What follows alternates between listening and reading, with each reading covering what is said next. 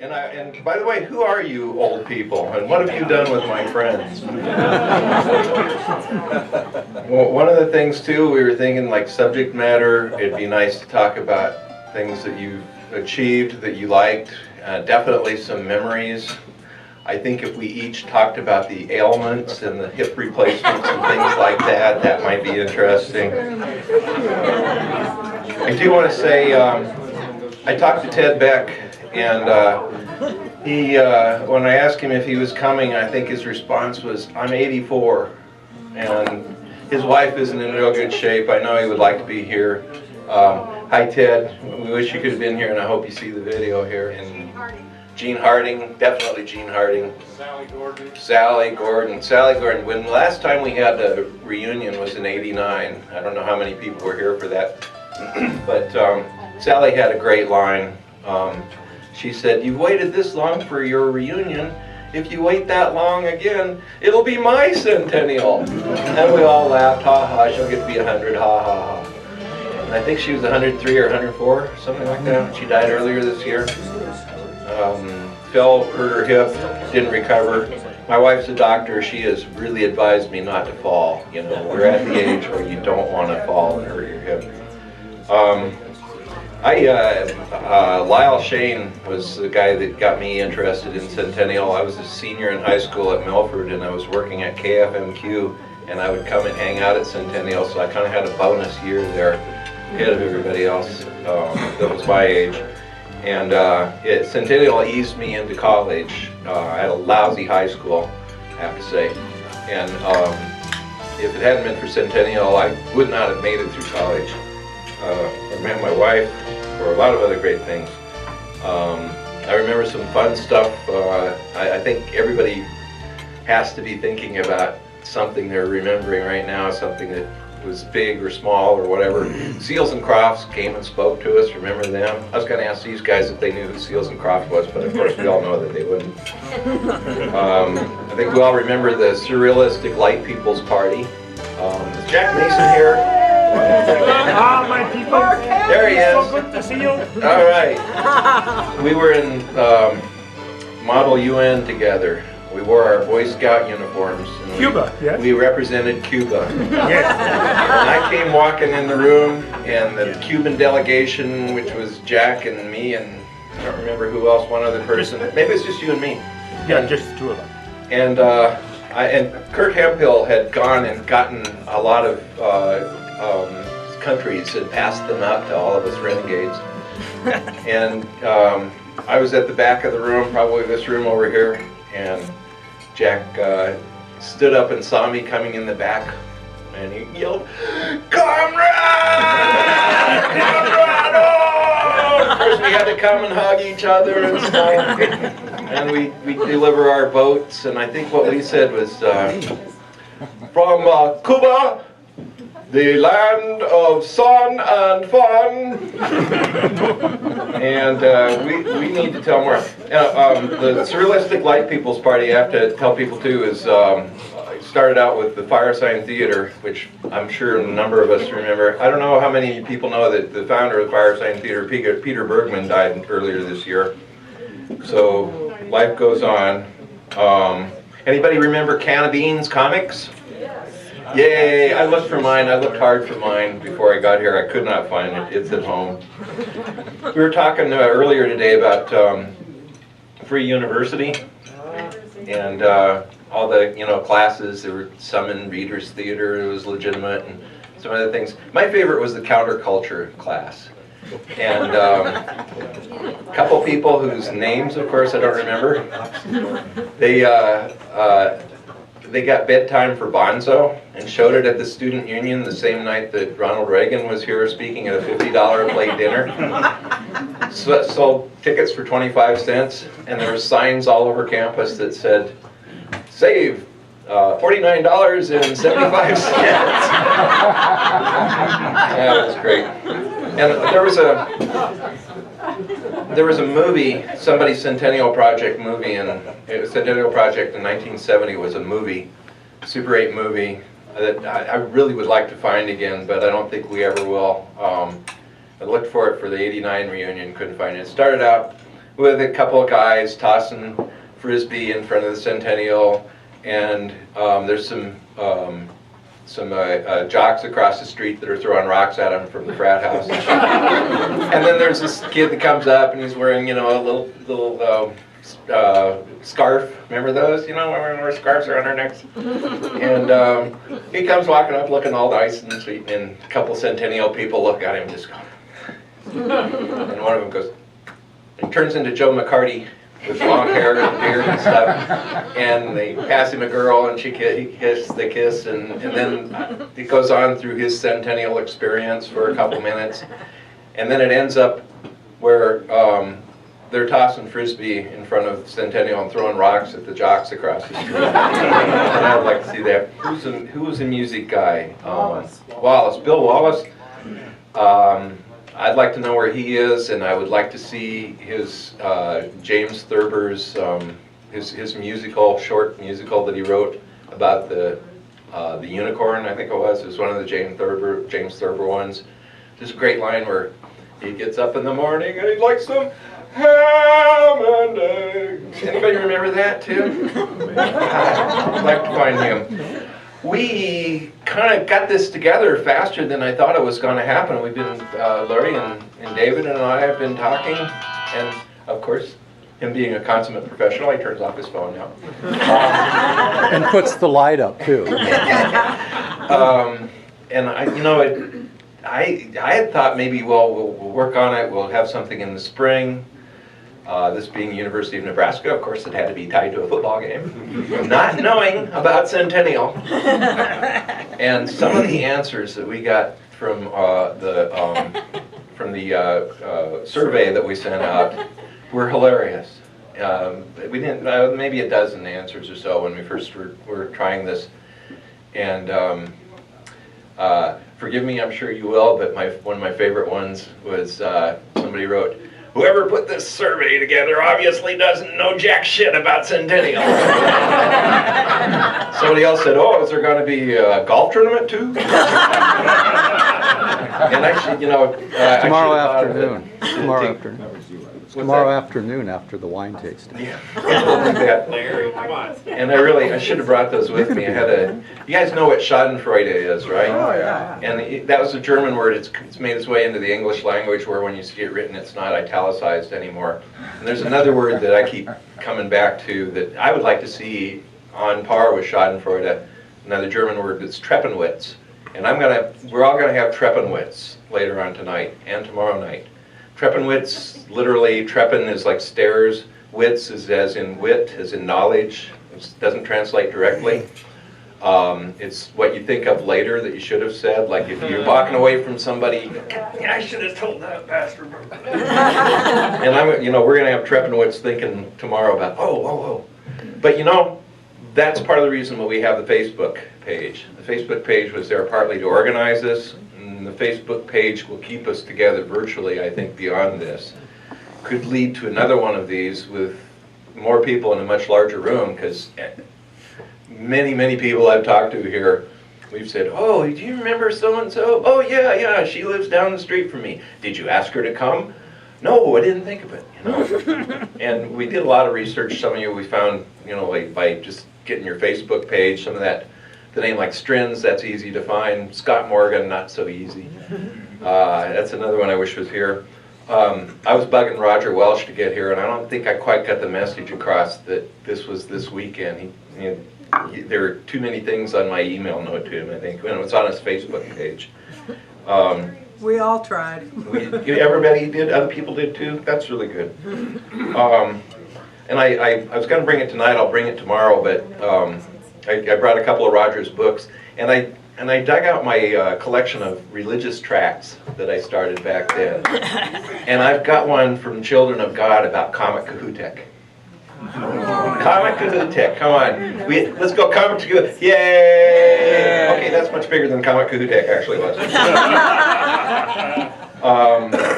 We had Ramblers parties when we were inspired by the electric Kool-Aid acid tests. We had a couple of those. I remember Lyle's ex-roommate, my roommate at the time, Norm Green, won the Snow Queen contest. Oh, yeah. Which was at our house And that was at Larry's house. on that's Vine right. Street. And it was very, very cold. So I'm not going to say anything more. I want to welcome everybody here. And I have no business welcoming you here any more than you have business welcoming everybody else here, which is, I think, the way we need to look at this here, because we've all survived. We've all made it here. I think when we do this again, there will be more of us. I was kidding about how if we do this in 5 years, we'll just all Skype each other. We'll have like 200 people Skyping each other. From our wheelchairs. Yeah, and in their wheelchairs. I was telling some other people too. I'll just tell you briefly. I started working at KFMQ, as I said, when I was in high school, and then I worked in radio for a while, and then I worked in advertising as a copywriter in Chicago for a while, and continued doing that when we moved to Minneapolis. My wife, Kathy Rice, who I met at Centennial, she can't be here. She's a pulmonary doctor at the VA hospital in Minneapolis, and she's running the ICU unit this weekend. So Centennial wasn't as much of a seminal event for her as it was for me, and it really, really was. So many things came out of that. But we moved to Chicago, where she went to medical school, and then we went to Minneapolis, St. Paul in '79, and we've lived there since. We had 2 kids that are both in college now. Our oldest, Will, was born 17 years after Kathy and I got together. So we had 2 17-year-old cats going. And pretty soon we realized we were at each other's throats, and we had 2 careers and 2 kids and 2 cats and way too much trouble. And I was able to sell out my business to my partners. By then it evolved into an online business. I set up my first online business in 1983, so I was kind of ahead of the curve on that. And if you Wikipedia my name, you'll see that I created the world's first humor blog in 1984. We didn't call it that. But I'm really interested and anxious to hear about what other people have done with their lives and what's come up. And let's just continue to have a really good time here tonight. And that's all. Larry, you want to say something? People would actually feel comfortable coming up and talking about themselves and their own experience. That's what you did. You say, you come up, you come up. Yeah, we really need to target people in order to get them to do this. How about we do it this way? We'll have each table consult and choose an emissary from their table. So you guys pick one person to come up and tell their story. Your table can pick. I'll give you a minute to do that. Pick a representative.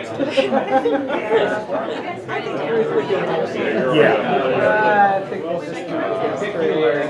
I thought Harvey Perlman was coming. Where's he at? There is a Harvey Perlman story. Dave Howlett could best tell that one. Well, yeah, but I thought he was supposed to be here. He was going to be. I mean, we were Dave, second on the list. He's asking about Harvey Perlman, why he's not here. Harvey was the champ that was going to come by. In my understanding that he could have done it before it was just too early. Yeah. We have a couple of volunteers here, Marilee Caddy and Duncan Larson. Well, hell, I'll get up and do Harvey. Duncan and I would like to announce to the room that we've been secret lesbian lovers all these years. Even our husbands don't know. Is that pretty nice? Oh, come on, this is Centennial, you guys. Okay, so Duncan has worked in, okay. That's okay. So let's see. I think the thing I'm most proud of is that I have 2 beautiful children, but I've also started the Colorado Center for the Blind and continue to work there, and I'm very proud of that. So that's what I've done. We're all like Shirley's lesbian lover. It took a lot of time. When I graduated from college, somebody said, what are you going to do? And I said, I want to be a professional student. And pretty much that's what I've done. So what did I first do? I got my nursing degree in Minneapolis, and then I got a teaching degree in Minneapolis, and then I went ahead and got my broker's license in California, and I also did homeopathy and studied that, and all these years I've managed to work very little. That's my big accomplishment. Lots of degrees, very little work. And but I have 3 beautiful children and a lovely husband who did work and supported me. Yeah.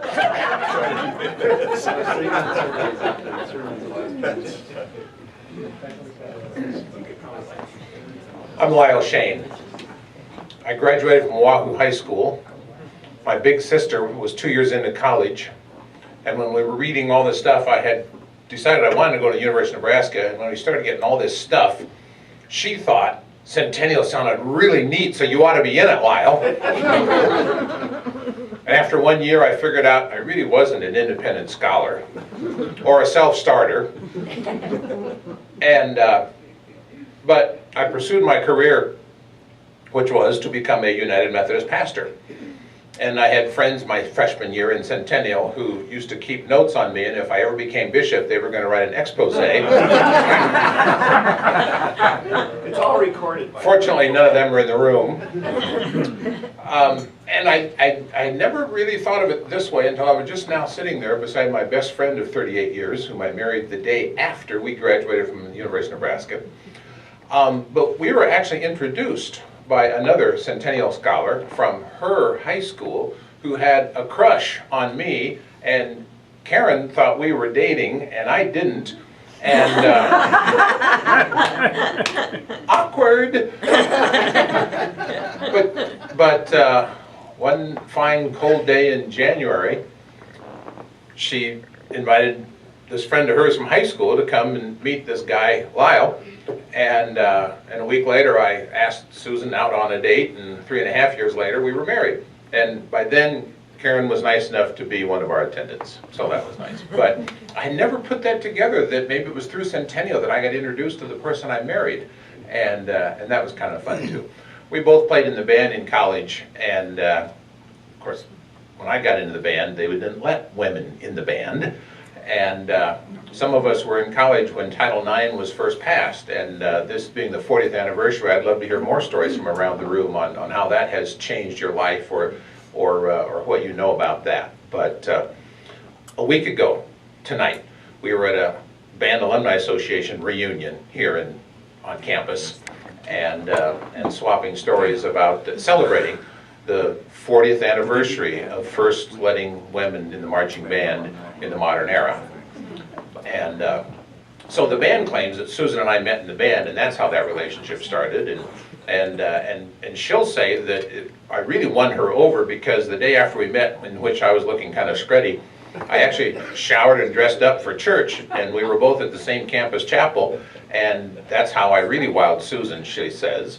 And so there's lots of things like that.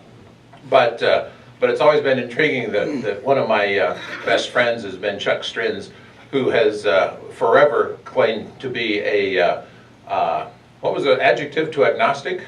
Well, Lyle and I were both on track to become ministers at one point because we met through the Methodist Church. And we both had very religious parents, active in the church. Parents, and a good friend of mine was the minister's son in Milford, and went on from there. And I decided after a while I couldn't really be a minister because I didn't really believe. I've been characterizing myself as a born-again agnostic for a number of years. Born-again agnostic, that was it. But now it's... Another one that I like describes me better is a practicing non-believer. A practicing non-believer. Sort of like Jefferson, maybe, except not president. But since I'm a universalist, I'm looking forward to seeing Chuck in eternity anyway.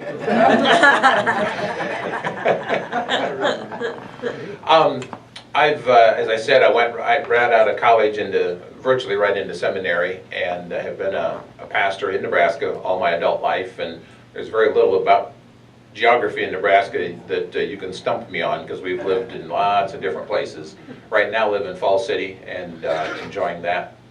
Prior to that, Cozad. Prior to that, the Panhandle at Chapel.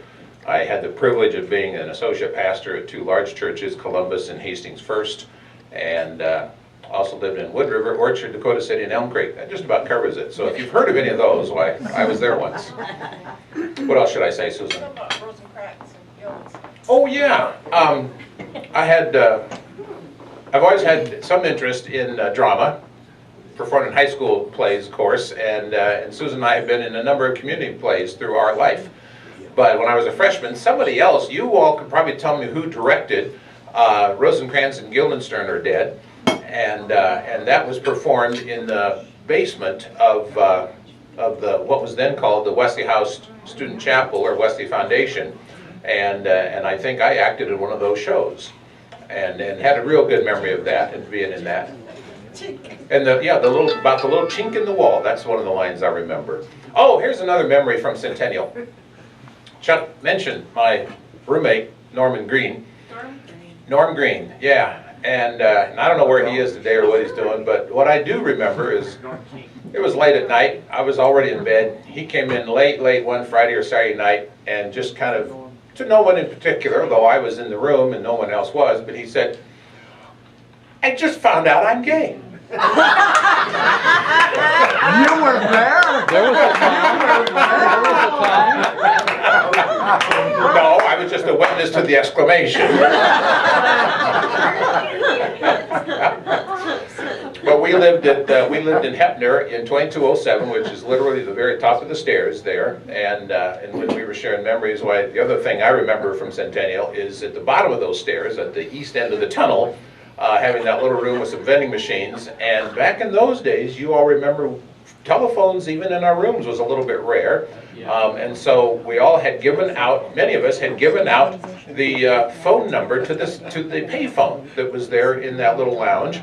And often we would sit there and wait for incoming calls at that payphone, and half the time when you answered it, it wasn't for you, it was for somebody else who's sitting there in the room waiting for the phone to ring. And such are the days of college. That's enough for me.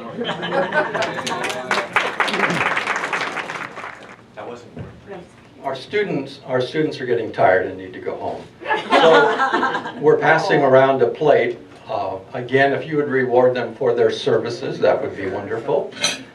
They're going to tear down here. And we have the table right behind there. If we could have the emissary from the back table, please. We don't have one.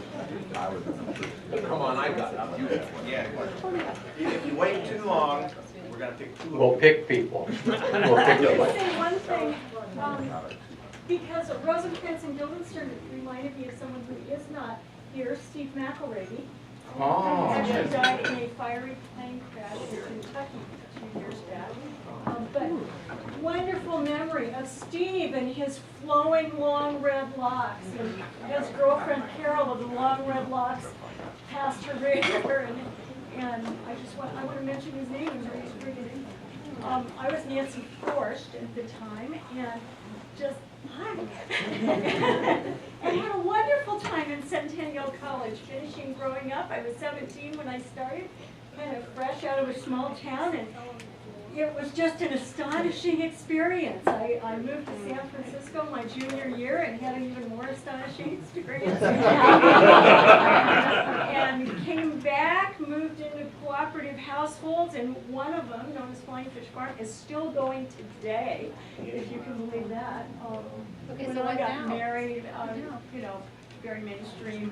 I've been in private practice doing movement education for 30-some years. Wonderful 5 child. years now.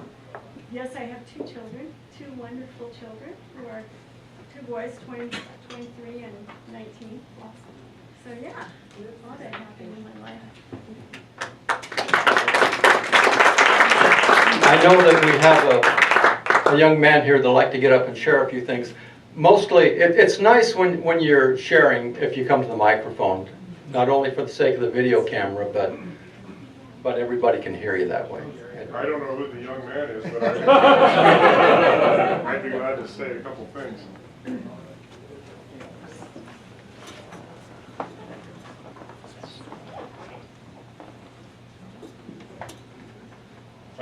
disappointed in a way. Am I the only non-student Centennialite in the room? Only one we could convince. Come. Golly, well, I was thinking as I was with the group in Abel Hall today and traveling back through Nyhart, I just started writing down the names of people that some of you were mentioning as having had an influence on them when they were at Centennial. Faculty people or non-students, like Sally Gordon, whose name came up a lot, like Nancy Ryan. I'll name those that I can think of and that came up this afternoon, and you add to that. I was in Centennial in 1969 when it started. There were 4 of us who were full-time fellows there. Robert Knoll, of course, was the senior fellow, and then there was Phil Scribner, who was a philosopher, and Ted Beck from the English department, and myself. I was 30 at that time. I'm not 30 anymore. There were lots of part-time folks there. I remember Ed Holmesy from the history department and Ted Jorgensen from physics. And I told Mary Ann today, as I walked back to my car this afternoon, there was a building standing on a corner on campus that I had never seen before. It's obviously been there for a couple of years. And I wondered to myself, what building is that? And I walked by it, and it's the Jorgensen Hall of Physics and Astronomy. And Ted was one of the first people in Centennial. Gene Harding, of course, we all remember. Hardy Jones, who was a philosopher. Jim McCabe, Betty Carpenter, Dick Johnston, Nelson Potter, Tom Helms. Who were some of the other people that were there? Scott Morgan. Scott Morgan is on my list here. It's in a different role, and so I overlooked it. Garnet Larson. Garnet Larson was the person who we talked about this evening, and I forgot to write her name down. Wonderful, wonderful part of the Centennial experience. Bert Evans. Oh, sure, Bert was there. Yeah, Bert was part of my life for a long time in a lot of different places, the economics department. Jerry, I think Jacqueline Voss was there and Pat Knob. You're right, yes. Rusty Albert, I don't know if anybody remembers that. Yeah. Yeah. Oh, sure. Well, there's a lot of people from my side of the fence, keep in your minds. The other thing I wanted to mention this evening, which was really exciting for me, my time in Centennial was the best time of my 35 years at the university. It came very early, so after that it was all downhill. But I went over to Abel Hall this afternoon and sat in that room where there was a presentation about learning communities at the university, which are exciting adventures, which accommodate about 2% of the student body. And there were probably 20 of you, 18 to 20 of you in that room. And there was a formal presentation and a PowerPoint and a panel discussion and all of that, and people were explaining very interesting things about what's going on at the university. And most crowds, 20 people gathered there, would have sat there and nodded and said, oh, that's very interesting and that. This group of Centennial people took over the room. They said, well, I remember when this is the neat stuff we did in our learning community, and this is the kind of thing you ought to think about, and these are the kinds of arrangements that really stimulated growth and development. And this group became the teaching group, the informing group, the energetic and effervescent group, and that took me back 40 years really quickly, and I said, I know why I really liked Centennial. It really offered something that still is in this room. Thank you very much.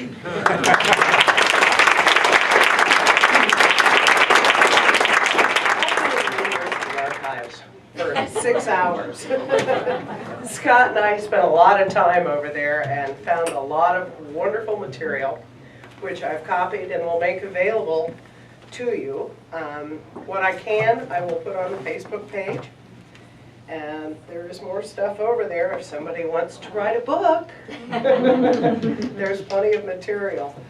But I do have a list of all the fellows and staff that we could find through the archives of everybody who was ever in a staff member of Centennial, the artists in residence, and all the people who were in it.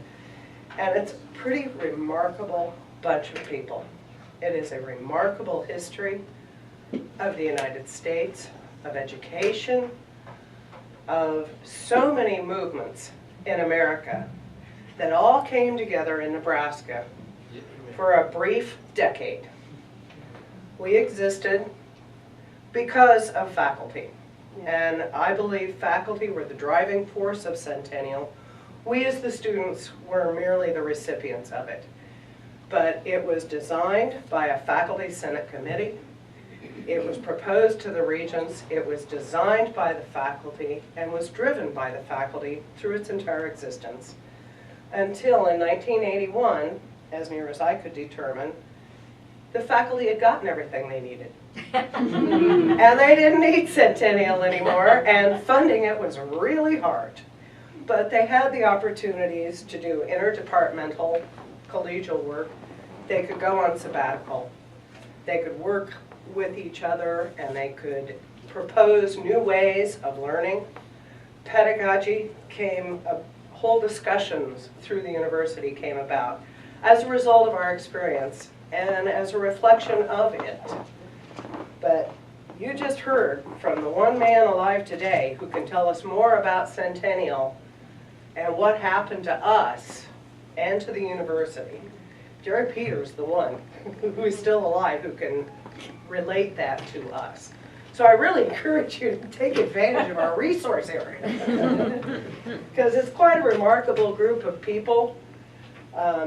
As near as I could tell from the cuttings, there were at least 8 Fulbright scholars, and probably more that came out of the group. Over half of the Phi Beta Kappa class of every year was made up of Centennial scholars. And the remarkable thing is, when it started, they sent out a call to applications to students in Nebraska. They expected a few.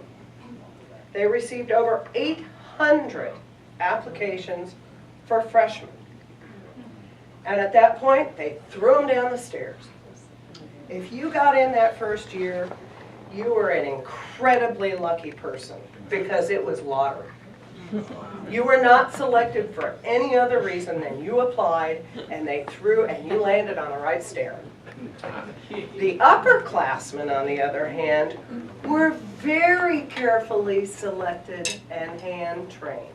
And I want to know who you guys were. The only one we have the name of is Nancy Ryan. And I've heard many memories from some of you of what a powerful person she was in the community. And I have somewhere in here a quote from her. She wrote a letter or an article in the Residence Center national magazine that had to do with running residence halls about Centennial. And I have a quote here somewhere I'll put out. There's all kinds of stuff that it's just way too messy here for me to figure out right now, but I just want to make sure you guys know this stuff is here, it's available, and that there were 2,290 students that went through the Centennial in those years. What a small group we are here today. And where are the rest of them? And I think the legacy that we can pass forward is to find the rest of those people, those connections, and continue to pass them on. And reinvent Centennial all over again. It's being reinvented every day. It was a reaction to what was going on with students, with faculty, with the Vietnam War, Title IX, all these things played out in the first 2-3 years of Centennial.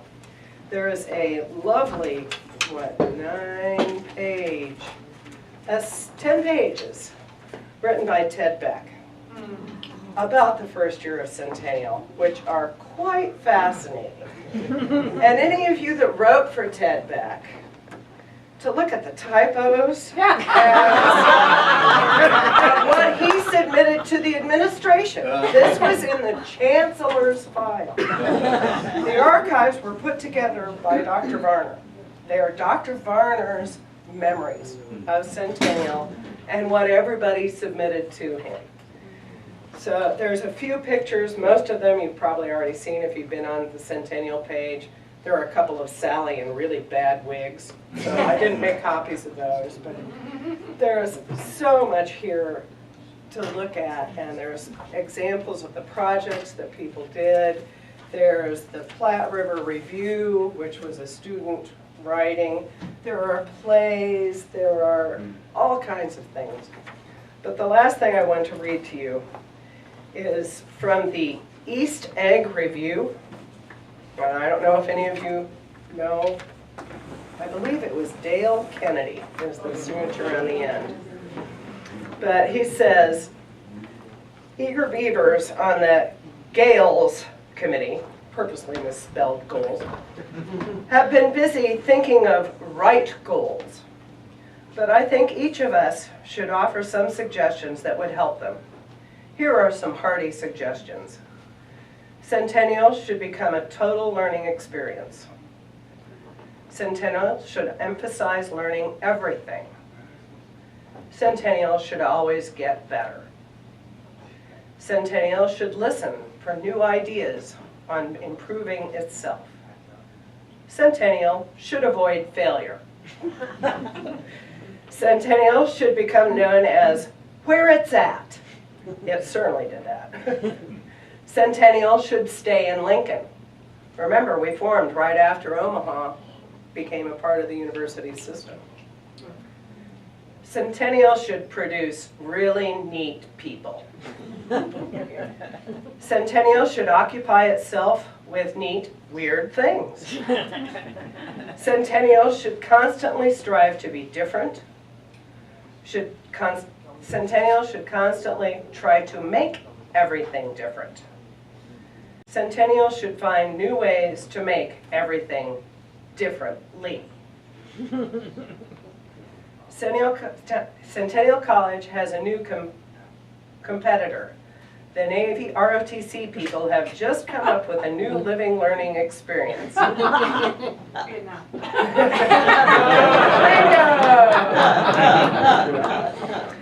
The Last Desperation. Thanks to Steve McElravy, Steve Williams, Robin West, the better of the pager, and Marduk, Zog, and Magog. If anyone writes stuff they would like to see thrown on the floor, please feel free to ask me to accommodate you. Remember, if you write shit, you suffer the consequences. I'll take most anything: poetry, prose, letters to mom, to Santa Claus, death wishes, weather forecasts. We can talk about it. And to quote one freshman in Ted Beck's thing, he says, I have been asleep for 18 years. I have just been awoken. My name is David Howlett, and I was involved with this group that's decided it was time to try to pull something off here. But on a serious note, I want to thank Shelley Zaborowski with the Nebraska Alumni Association. Shelley, I sincerely mean this. If it wasn't for you and the association, we couldn't have done this. They provided literally all the logistics help to put this on. She was very kind and very generous with letting us put our names on the invitation, but it was huge help, you know, for you to do that. And I think Chuck said it earlier, you know, how quickly this came together, but it was really because of Shelley and her staff, and we appreciate it.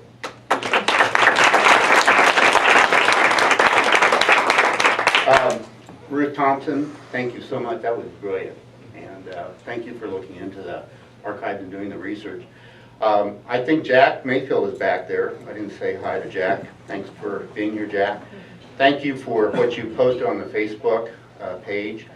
We talked to Shelley about how we can continue to add to the list of names. She's already come up with about 300 names that, of former Centennial students. So we hope with the work that you've been doing on the Facebook that we can keep adding to that. And hopefully maybe you guys can talk a little bit about how we can do that, because there's some confidentiality issues that the Alumni Association has to be responsible for, but I think there's a way around that, so we can keep, you know, broadening this list. You know, this student body that that has participated in the Centennial program is pretty remarkable, because there's just, you've heard some of the, I think, examples of what people have done. Former Mayor of Lincoln, Don Wesley, is here, and former state senator, and we appreciate it very much. Don is as you know, a graduate of Centennial, and we much appreciate him being here tonight. Our good buddy Dre Samuelson is Chief of Staff to U.S. Senator Tim Johnson from South Dakota, and Dre came out from D.C. to be with us. Dre. So we have, again, I think really distinguished ourselves, with a number of people who have really done some remarkable things in their careers. But what's really been fun about today? So I get over to Abel. Jerry had talked about the program that was put on this afternoon, and thanks to Shelley and her staff, and we learned a lot about this new living learning program that's being has been underway at Nebraska for several years now. So I get there about 15 minutes late, and I look in through the door at this conference room. I think they call it Murray's Lounge. I think at Sandoz. I thought, all right, I'm late, but I'll sneak in. So I walk through the door. Shelley sees me, and she comes in and gives me my name tag, and as soon as I turned around, I see Bob Caddy and Marilee Anderson and Duncan Larson, and I just lost it. And so here, Marilee and Duncan, they give me a seat there between them, and I knew I was in big trouble. And so here's this real serious program going on, and I keep getting these nudges in my ribs, for about 30 minutes about, oh, do you remember when? And we were trying to keep it down, Shelley. We were trying to behave ourselves. It was hard to do, but I mean, gosh, it's fun to see everybody here. And some of you I knew obviously very well back, well, maybe too well, back in college. But others, I didn't know you as well, but it's just great to see each and every one of you to be here tonight, to participate in this. And I really hope we can keep adding, to this, because this is terrific. You guys are a great group of people. I went to high school in McCook, Nebraska. I can remember the first day, it was a Sunday, I think. My folks dropped me off. I was out in front of Love Hall. Mom and Dad drove off. I waved to them. and I remember I just felt like, oh God, now what do I do? And I turned around, I walked in, and I remember the first person I met was Cindy Tegmeyer. You remember Cindy? I don't know where, is she here in Lincoln still, or does anybody know? Cindy was very, very kind to me, and I think she was in the first class in '69, I think, and Cindy took me by the hand and led me into the courtyard at between 11 and Hepner, and there was I think it was like a picnic or something out there, and after that it just went smooth, everybody was just very kind and welcoming, and this kid from McCook needed that. And for me, what was so important about this program was I was interested in going to a big school, but it was so intimidating thinking about going to Nebraska. But this just gave me that entry point, and it just has stayed with me all my life, and it's just been an enormously positive experience for me. Larry Molczyk and I met early on, and we always kidded about the language labs, and we won't go into that tonight, but there were those stories, and then I remember Steve Dinsmore and I, one of the first times I met him, he was on the stairs at Hepner, and I think the second semester, and well, he had mutton chops at the time, and a handkerchief out of his back pocket, and you had hair, yeah, you really did. So anyway, it's wonderful seeing everybody here, and thank you so much for being a part of this tonight. And I just hope we can continue building on this and making this even a more regular event in the future. And please let other people know. I think it's important to kind of reconnect. And it's just been great seeing everybody here. So thank you.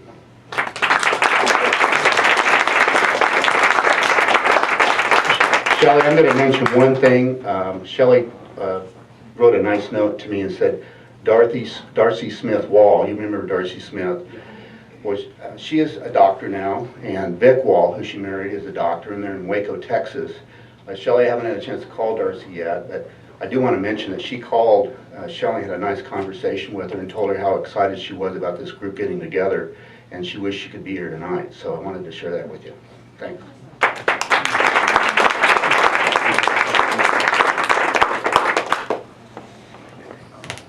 Hi, I'm Jack Mayfield.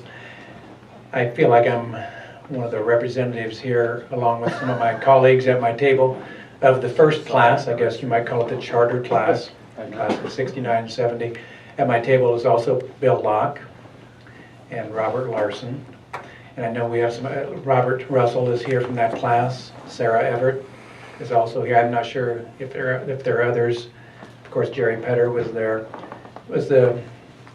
We really kind of ventured into something totally unknown. We received a little brochure, I think most of us at our high schools, that described something called the Centennial Education Program, where the professors would be called fellows and the students would be called scholars. And originally it was a master.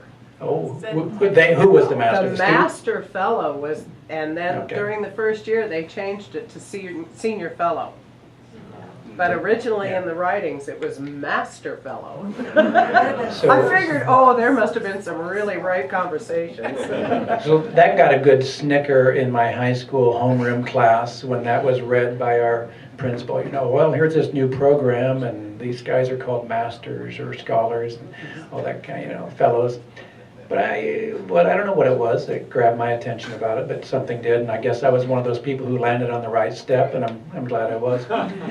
Robert is someone that I met at Boys State the summer, a year earlier, and so I looked at the list of all the incoming Centennial members, and I thought, well, here's somebody I know and who I feel compatible with, and one of our first acts, the official acts of solidarity as roommates, was to buy a stereo. You know, you think about the fall of 1969, you think, well, there were like down in the grass room we had a console stereo. I mean, there were not component stereos to be had in that era. And so Robert and I shopped around and we bought a Channel Master stereo at an antenna store, and had separate speakers, and we had a Girard turntable, and it was a massive 25 watts. But we tuned in KFMQ, which was amazing at that time. No commercials, played complete albums. And you know, it's hard to think about Centennial without thinking about the music. Bill Locke introduced me to his friend Sue, is it? Jan. He said, yeah, Jack's the guy who first turned me on to Chicago Transit Authority back then. And so, you know, I'm happy to have that identity. But the music was overpowering, and you kind of also put it in the context of the times that we came out of, you know, Chicago 1968 and Woodstock just a couple weeks before we came to school. And actually one of our students did go to Woodstock, Dan Brooks, I remember that. So, I mean, we came out of such an unusual, crazy time, and we found ourselves there. So, I have some great memories about it. And one of the things I remember distinctly is there was a group that did a program or a research topic on religion. And some of you may remember this. I think it was in the fall of '69. And not only did they study religion, they decided to invent a religion. And it was a religion based on trees. And kind of, it was the life cycle of trees and I mean, trees are cool. Come on. Can you see a religion based on trees? I mean, it's a good concept. And so for the final culmination of this, in the courtyard, we had a religious ceremony based on leaves. And they brought in bags and bags and bags of leaves and dumped them in. Remember this? Yeah. And like tiki torches, you know, kind of like torches with flames on them. Yeah. And the soundtrack was from the movie If. Speakers, somebody had good component stereo. I don't know, we had music pumped into, it was overpowering. It was then, you know. And the song that was from the soundtrack was Songtoos. Songtoos. Song twos. Remember this? Anybody? This bringing back memories? Anybody? And then it would speed up real fast. You're going crazy, crazy. And we ran around in circles, holding hands, with these flames going and leaves being thrown up in the air. I converted. On the spot, I said, sign me up. I like this religion. I want to go to this heaven. But it really was kind of an example of the type of projects that we did and how creative people were about pulling all these elements together. Robert Russell, do you remember that? Is this? Yeah, I moved on to other religions. Oh, okay. All right. It was great. So that was the past, unfortunately. The present, I think we really need to thank these people who, you know, I would never try to pull off anything for this group, would you? I mean, this is a tough crowd. You say, we're going to do X, and like 15 people say, oh no, you shouldn't do X, you should do Y, Z, X, and 10 other things. A tough crowd. So Larry and David, all the folks who did this, Chuck, kudos to you all. I mean, we really owe you a debt of gratitude for getting it going. It's tough to push a rock up a hill, and that's what you were doing. We're starting from zero. So that's the present. Future, as David mentioned, I made a little database that there's a link to it on the Facebook page where you can just fill out a form with your current information, address, phone book. That kind of stuff will not be released, published on Facebook, but a few things will, like what year you were in Centennial and some memories that you had about Centennial, but not contact information. But we would like to capture that because in 7 years we'll have the 50th anniversary of the foundation of Centennial. Yeah. Well, I was a partner of Jerry Petter's son at a law firm, and he's like 50 now, and he was telling me how he remembered being in Centennial when he was a little kid, 5 or 6, running around. So it's been a long time. So anyway, if you could go to the Facebook page, you might have to scroll down and look for something called Attention Centennial Information Contributors. It'll say that. Look for a link to a place where you can put in some information and pass it on to other people, like grow it organically, past, present, future. I want to say one other thing. Maybe you could just like relist that and put it at the top. Okay, I'll relist it and put it at the top. Yeah, when that happens, my picture goes up the top of the Facebook. I hate seeing that. My face up. I need to change. Oh, I brought my old picture with me. If anybody didn't know who I was, you could look at that. Maybe I'll put that one up there. I was thinking about the Robert Frost poem, "Two roads diverged in a wood, and I took the one less traveled, and that's made all the difference." Of course, Yogi Berra said, when you come to a fork in the road, take it. So I think of Centennial as my fork in the road, and I took it, and that's made all the difference. People of the Republic of Cuba, firmly believing in the right of all peoples of South Africa to eat pineapple. Oh, yes! That was a quote. I actually did that. It's wonderful to be here. You may remember that I was with you mostly in spirit, and sometimes was not totally of the earthly presence. When I left Centennial, I left as the Phoenix crashing. I had abdominal surgery. I blew off the finals. I never came back. I went to recuperate and said, I must do something to purify myself, to cleanse myself. And I got a bicycle. I got a job selling ice cream and bomb pop. I was a bomb pop man in Omaha for a summer to get the money to buy a bicycle. And I got an idea in my head that I need to go on a quest of purification. And I chose Portland, Oregon. I still live there. And in late August in Omaha, I got on the bicycle and I rode to Portland. And Portland has been an interesting place for me. I ended up, the only thing I've ever graduated from was the Oregon School of Massage, but I have an engineering license.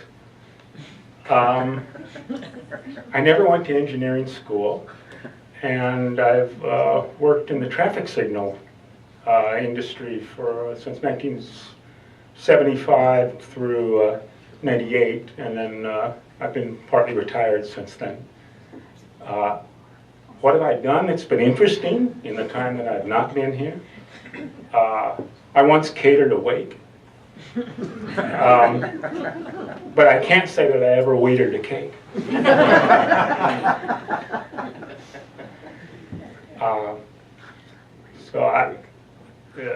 It's coming back slowly. My memories of Centennial are somewhat clouded, quite frankly, in a cloud of natural Nebraska ditchweed, which the kids now would, it wouldn't do anything for them. They don't. So I'm glad that we didn't have the real stuff. So, but it's worked out. It's worked out. So I thank you all.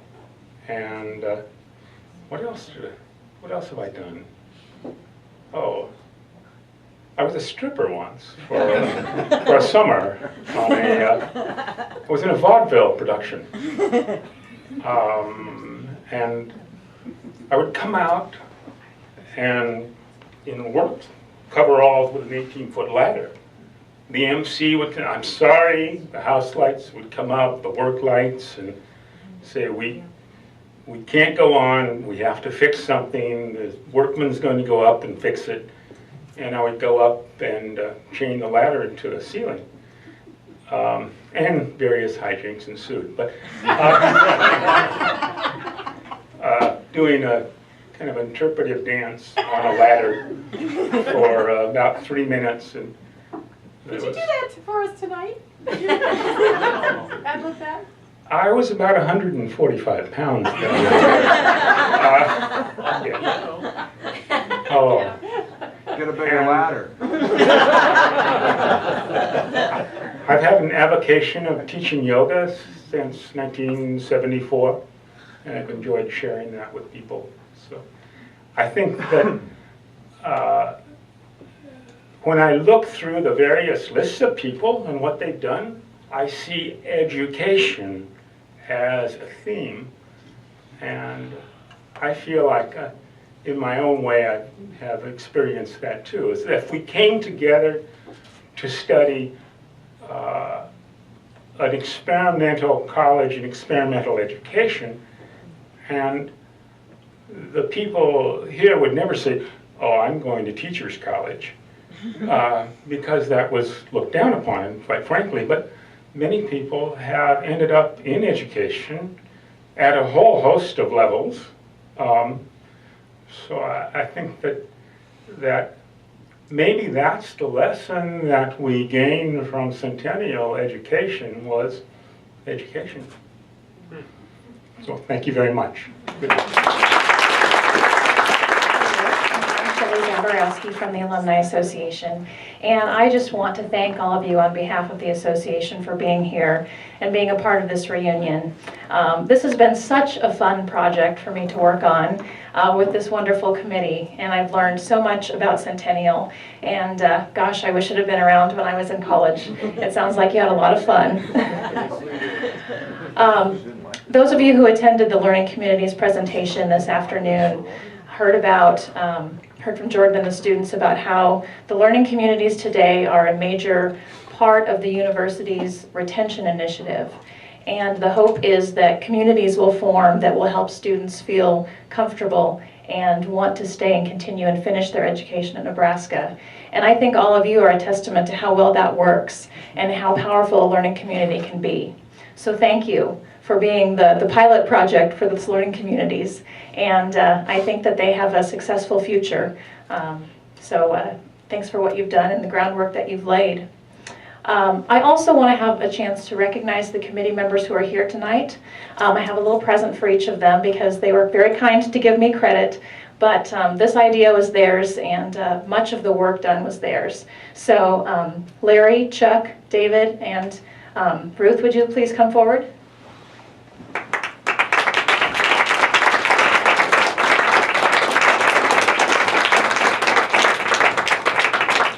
We have some coffee table books for you. Oh, wow.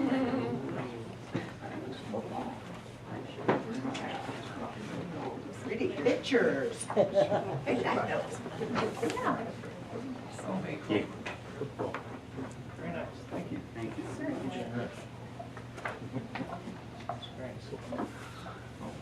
Is that the $1,000 check?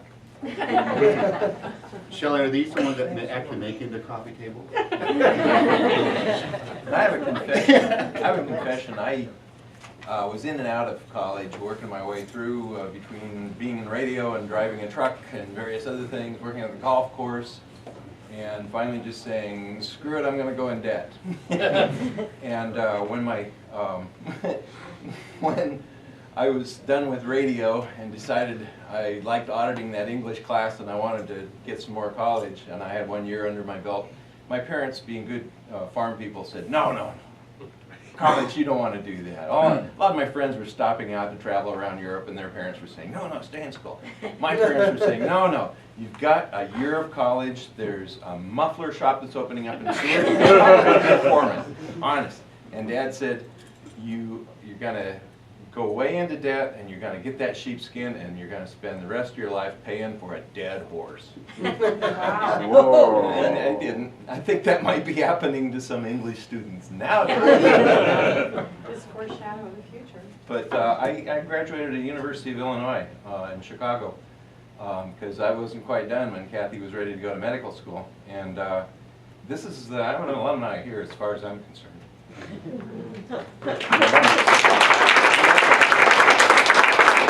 Appreciate that. One thing I've definitely learned about Centennial is that you are all a little bit untraditional. But to be very honest, I work with a lot of alumni groups who can't look past Husker football, so this has been very refreshing. The committee has created a questionnaire that's got both questions about the events today and tomorrow, as well as asking for your reflections on your Centennial experience. This will be sent to you via email next week, but if you'd like to work on it tonight or take a look at it, we do have some copies. We also have some copies of some memoirs that Larry wrote that are very well done and very interesting and was a huge part of the education and my learning about the program. So those are up at the registration table if you're interested in taking one of those. You're welcome to stay as long as you want, but I do need to tell you that the bar needs to close at 8:30. So I don't want anyone to miss the opportunity to have another cocktail. Thank you. Thank you. Shelley, just one real quick thing. I had mentioned, somebody had mentioned about Chancellor Perlman, who was intending to come tonight. As you will remember, many of you remember, he was also one of the fellows in the program. And I had an opportunity to see him in Denver, where I live, last November. He and President Milliken were out there for Nebraska campaign reception. And I visited with him when I saw him and told him that we were thinking about doing a Centennial reunion back here. He had the nicest smile on his face, and you could just tell that he was remembering some good times and enjoyment. So I wanted to share that with you.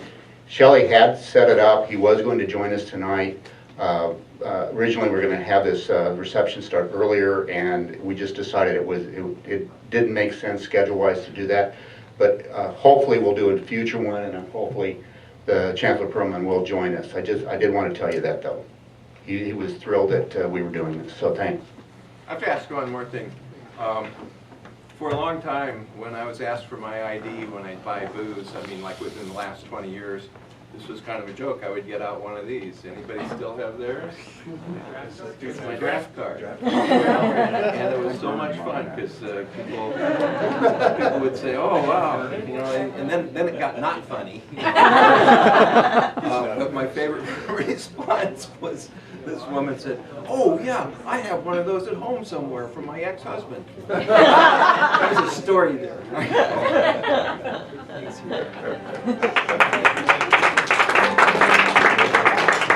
What was your number?